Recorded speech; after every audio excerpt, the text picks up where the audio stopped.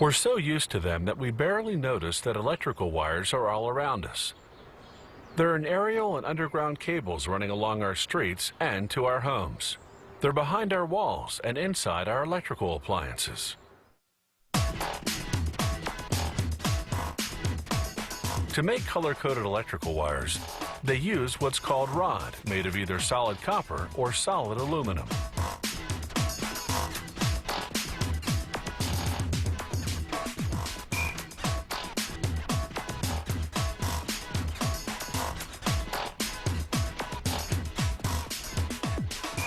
They feed the rod into a machine that draws it out through a series of lubricated pulleys and dies, stretching, lengthening, and thinning it out.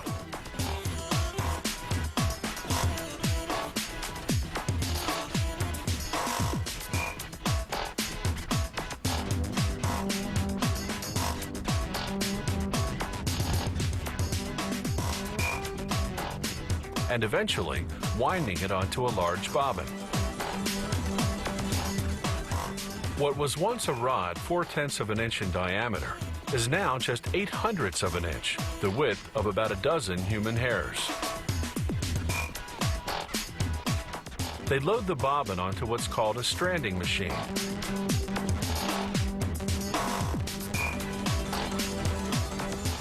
They cold weld the end of one bobbin to another, guaranteeing an uninterrupted flow once they start up the machine.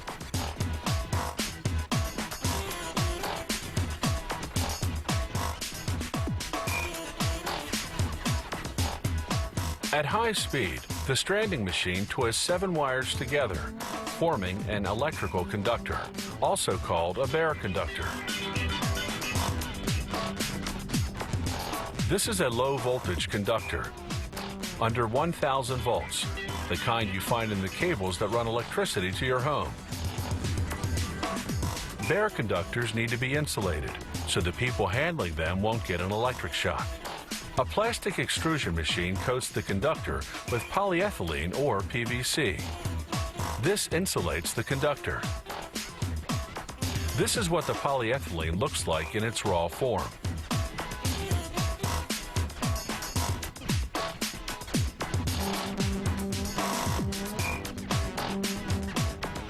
As the conductor exits the machine with its new insulation, a precision laser gauges the diameter to make sure the insulation is uniform and the right dimension. The extrusion process has heated up the conductor, so it has to be cooled down with water.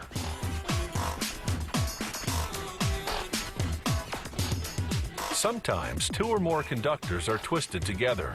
When that's the case, a printing machine applies a white stripe to identify which is which.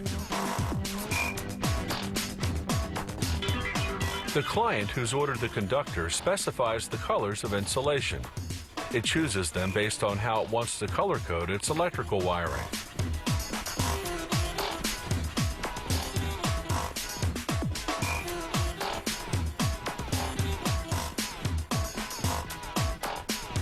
Several conductors are often grouped together to form a cable. The plant performs a voltage test, immersing the cables in water to make sure they don't short circuit.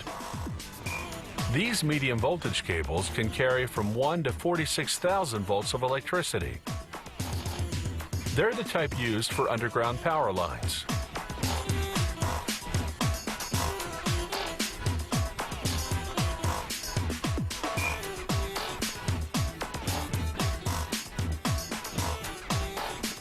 They're insulated the same way low-voltage cables are.